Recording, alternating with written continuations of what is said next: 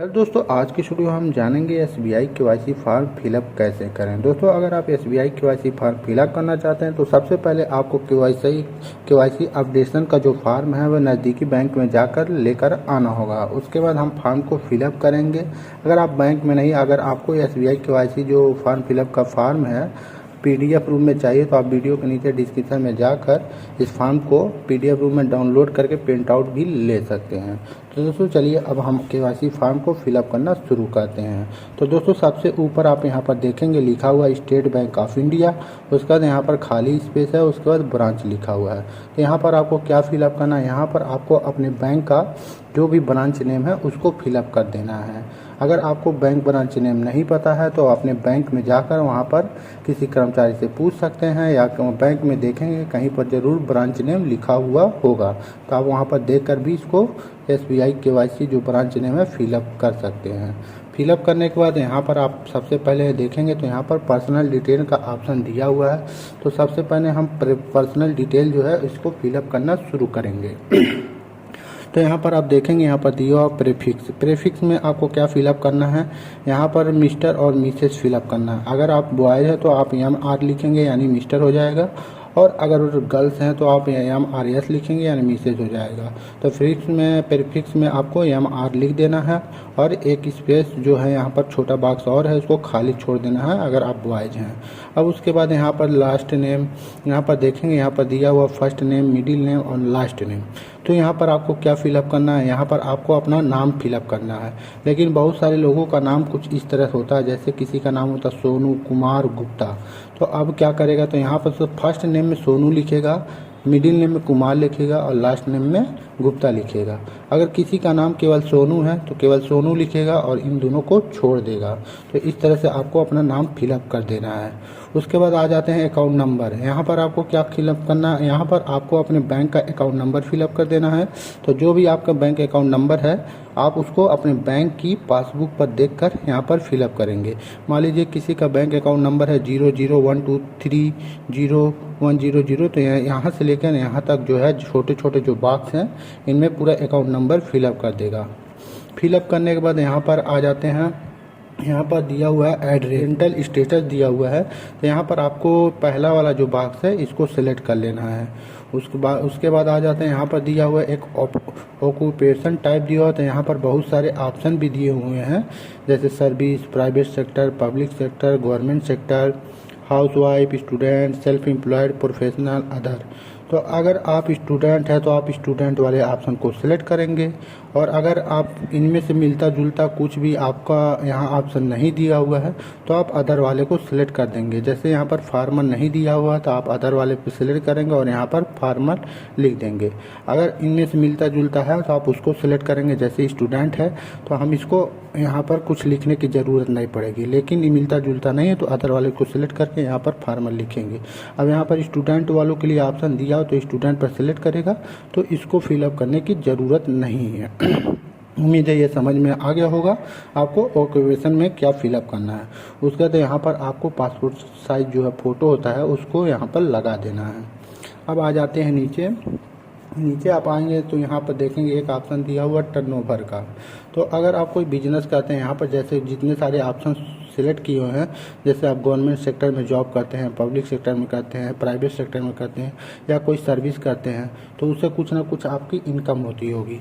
तो यहाँ पर दिया हुआ एनुअल इनकम, यानी आप जो सैलरी पाते हैं उसका सालाना जो इनकम क्या है आप उसको यहाँ पर लिख देंगे। अगर आप स्टूडेंट हैं मान लीजिए तो आपकी कोई भी इनकम नहीं होगी तो आप इसको खाली छोड़ देंगे। तो इस तरह से ये वाला भी ऑप्शन कंप्लीट हो गया। उसके बाद हम आ जाते हैं यहाँ पर दूसरा जो ऑप्शन है, यहाँ पर इंफॉर्मेशन देना है। यहाँ पर देखिए आधार नंबर और पिन नंबर, दो चीज़ फिलअप करने के लिए बोल रहा है और ये मैंडेटरी है, मतलब इसको आपको फिलअप करना है। इसको अगर आप फिलअप नहीं करते हैं तो आपका जो केवाईसी फॉर्म फिलअप करने का जो अपडेशन है वो कंप्लीट नहीं होगा। तो यहाँ पर आप आधार नंबर देखेंगे तो सबसे पहले आप अपना आधार कार्ड निकाल लें, उसमें जो नंबर लिखा होगा आप उसको आप यहाँ पर फिलअप करेंगे 1 2 3 4 5 6 ऐसे ऐसे जितने भी बॉक्स हैं इनमें आपको आधार नंबर फिलअप कर देना है। उसके बाद यहाँ पर देखेंगे यहाँ पर पिन नंबर दिया हुआ है, तो आपको यहाँ पर अपने पेन कार्ड से पिन नंबर देखकर फिलअप कर देना है। तो मान लीजिए 0 0 1 2 3 4 इस तरह से जो भी आपका पिन नंबर आप यहाँ पर फिलअप करेंगे। अगर आपके पास पिन नंबर नहीं है तो क्या करेंगे आप यहाँ पर देखेंगे यहाँ पर लिखा हुआ if pin not available from 62 submitted. अगर आपके पास पिन कार्ड नहीं है, केवल आधार कार्ड है लेकिन पिन कार्ड नहीं है, तब आपको यहाँ पर फॉर्म 60 जो है इसको फिलअप करके आप काम चला सकते हैं। अगर पिन नंबर है आपके पास तो आप फिलअप करेंगे, अगर नहीं है तो आप फॉर्म 60 फिलअप करेंगे। अब ये फॉर्म 60 आपको कहाँ से मिलेगा, तो जिस बैंक से आपने KYC अपडेशन का जो फॉर्म लिया है वहीं से आपको फॉर्म 60 भी मिल जाएगा। तो आप इसको फिलअप करेंगे। तो यहाँ अगर पिन नंबर है तो फिलअप कर देंगे। उसके बाद आ जाएंगे नेक्स्ट ऑप्शन पर। तो यहाँ पर देखिए ऑप्शन दिया हुआ है, यहाँ पर लिखा हुआ certified copy of any on the following document to submitted. तो दोस्तों अगर आप यहाँ पर देखेंगे, अगर यहाँ पर आधार कार्ड फिलअप कर दिए हैं और पैन कार्ड फिलअप कर दिए हैं तो इसको आपको फिलअप नहीं करना और इसको भी फिलअप नहीं करना है। अगर आप फिर भी फिलअप करना चाहते हैं तो यहाँ पर किसी एक ऑप्शन को सिलेक्ट कर लें, जैसे passport, voter ID, driving licence. तो यहाँ पर वोटर ID कार्ड आप सिलेक्ट कर लेंगे। उसके बाद वोटर ID कार्ड का यहाँ पर नंबर भी फिलअप करना पड़ता है, जो वोटर ID कार्ड पर नंबर लिखा होता है कुछ ही। तो दोस्तों यहाँ पर आपको वोटर ID कार्ड नंबर फिर फिलअप करना होगा। तो यहाँ पर होता ISP कुछ इस तरह से वोटर ID कार्ड नंबर होता है, तो आप इसको फिलअप कर देंगे।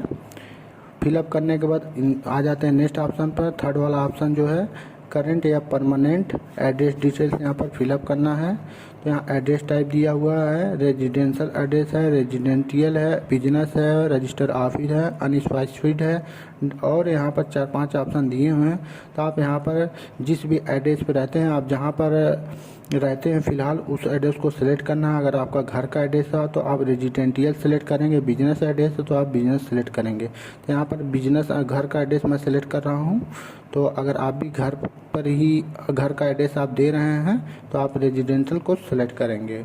उसके बाद यहाँ पर आपको एक डॉक्यूमेंट सेलेक्ट करने के लिए बोल रहा है, तो passport, voter ID, driving licence, NREGA. तो यहाँ पर भी आप वोटर आधार कार्ड सेलेक्ट कर सकते हैं। और यहाँ पर जैसे ISP 00 लिखा हुआ document number, voter ID card का जो डॉक्यूमेंट नंबर है यहाँ पर जैसे लिखा है सेम आप यहाँ पर भी फिलअप कर देंगे। ISP 00 इसके लिए इसके लिए आपको वोटर ID कार्ड निकालना होगा, वहाँ से आपको ये नंबर मिल जाएगा। इस तरह फिलअप करेंगे।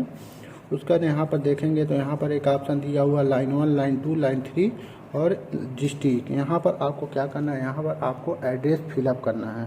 तो चलिए हम एड्रेस फिलअप कर देते हैं। तो सबसे पहले आप यहाँ पर विलेज सेलेक्ट करेंगे। तो जो भी आपका विलेज है VILL, आप चाहे तो डायरेक्ट भी फिलअप कर सकते हैं। तो आप या तो इस तरह लिख सकते हैं विलेज, यहाँ पर एक बॉक्स छोटा वाला बॉक्स छोड़ देना है। उसके बाद आपका जो भी मोहल्ला है उसको आपको यहाँ पर लिख देना है। तो इस तरह से आपको मोहल्ले का नाम लिख देना है। उसके बाद यहाँ पर एड्रेस 2 में पोस्ट लिख देना है POST। उसका एक बॉक्स छोड़ देना है। तो जो भी आपका यहाँ पर होगा पोस्ट ऑफिस, आप उसको यहाँ पर लिख देंगे इस तरह से। जितने बॉक्स में आएगा उतने बॉक्स तक आप लिखेंगे। उसके बाद यहाँ पर अगर नियर में लिखना है तो नियर में जो भी आपको लिखना है NEAR। उसका एक बॉक्स छोड़ के यहाँ पर जो भी आपके नियर में होगा उसको आप यहाँ पर फिलअप कर देंगे। उसका यहाँ पर आपको डिस्ट्रिक्ट फिलअप कर देना। तो आप जिस भी ज़िले में रहते हैं उस ज़िले का नाम यहाँ पर लिख देंगे। जैसे UP उत्तर प्रदेश हो जाएगा तो यहाँ पर पूरा उत्तर प्रदेश लिखेंगे। यहाँ पर उत्तर प्रदेश लिखेंगे तो उत्तर लिखने के बाद एक छोटा सा बॉक्स छोड़ देंगे। उसके बाद यहाँ पर लिखेंगे प्रदेश PRA। यहाँ पर दोस्तों देखिए बॉक्स जो कम पड़ रहा है, तो आप चाहे तो अगर आपका यहाँ पर UP भी केवल लिख सकते हैं, पूरा लिखने की ज़रूरत नहीं है। तो फिलहाल मैं पहली बार फिल कर रहा हूँ तो ये मुझे पता नहीं था, तो आपको इस चीज़ का ध्यान रखना है।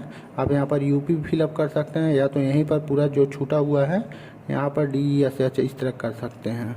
तो यहाँ पर आप यूपी भी लिख देंगे तब भी आपका काम चल जाएगा। उसके बाद यहाँ पर सिटी से लिखना है, तो जो भी आपका शहर है उसको आप यहाँ पर फिलअप करेंगे। इस तरह से जितने भी बॉक्स में आएंगे उतने बॉक्स में आपको फिलअप कर देना। उसके बाद फिर से यहाँ पर स्टेट सेलेक्ट करना है, यानी स्टेट लिखना है। तो यहाँ पर डायरेक्ट जो है स्टेट का नाम लिख देंगे, जैसे उत्तर प्रदेश बॉक्स में आ जाएगा। और यहाँ पर मैं दोस्तों गलती किया था, यहाँ पर डिस्ट्रिक्ट दिया हुआ था तो यहाँ पर मैं स्टेट का नाम फिलअप कर रहा था। तो यहाँ पर आपको अपने डिस्ट्रिक्ट का नाम लिखना है। तो जो भी आपका डिस्ट्रिक्ट होगा उसको एक एक बॉक्स में एक एक जो वर्ड है यहाँ पर फिलअप करेंगे। यहाँ पर देखिए पिन कोड दिया हो, तो जो भी आपका पिन कोड होगा 27300055 जो भी होगा इसे फिलअप कर देंगे। उसका ये वाला ऑप्शन ख़त्म हो जाएगा। अगर आपका ये वाला एड्रेस और ये एड्रेस दोनों सेम है तो आपको इसको छोड़ देना, फिलअप नहीं करना है। अगर आपका ये एड्रेस और ये एड्रेस दोनों अलग अलग है तो आपको दोनों फिलअप करना है, और जो भी आपका एड्रेस दोनों में होगा आपको फिलअप कर देना है। और अलग अलग होने के कंडीशन में ही आपको दोनों फिलअप करना है, नहीं तो आप इसको फिलअप करने के बाद इसको छोड़ सकते हैं। उसका यहाँ चौथा वाला ऑप्शन जो है दिया हुआ है, देखेंगे तो यहाँ पर कॉन्टैक्ट डिटेल्स फिलअप करनी है। तो यहाँ पर आपको टेलीफोन नंबर नहीं फिलअप करना है, ईमेल आईडी यहाँ पर फिलअप कर सकते हैं। इसको आप कैपिटल में ईमेल आईडी फिलअप करेंगे, तो जो भी आपका ईमेल आईडी होगा कैपिटल में इस तरह लिख देंगे, @ भी लगा देंगे। उसके बाद gmail.com लिख देंगे, .com gmail.com इस तरह लिख देंगे। उसके बाद यहाँ पर मोबाइल नंबर जो भी आपका होगा आप यहाँ पर इस तरह मोबाइल नंबर फिलअप कर देंगे मोबाइल नंबर वाले ऑप्शन में। उसके बाद यहाँ पर सारे फॉर्म में लगभग सारा फॉर्म फिलअप हो चुका है। अब यहाँ पर देखेंगे डेट लिखा हुआ है, तो जिस दिन आप जमा करने जा रहे हैं उस दिन की तारीख यहाँ पर फिलअप कर देंगे। डेट फिलअप करने के बाद आपको यहाँ पर प्लेस फिलअप कर देना, तो जो भी आपका शहर है आप उसको यहाँ पर फिलअप कर देंगे, यानी ज़िला का नाम यहाँ पर लिख देंगे।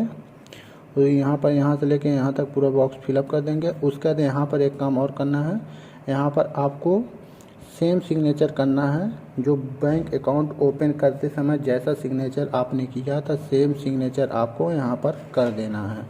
उसके बाद अब आपको यहाँ पर लिखा हुआ देखिए attention for office use only, तो यहाँ के नीचे आपको कुछ भी फिलअप नहीं करना है, इसको ऐसे ही छोड़ देना है। अब आपका जो KYC फॉर्म जो है फिलअप हो चुका है। अब इसको आप ले जाकर अपने बैंक में ले जाकर, जो भी आपका नज़दीक का बैंक है जिसमें आपका बैंक अकाउंट है वहाँ पर ले जाकर जमा कर सकते हैं।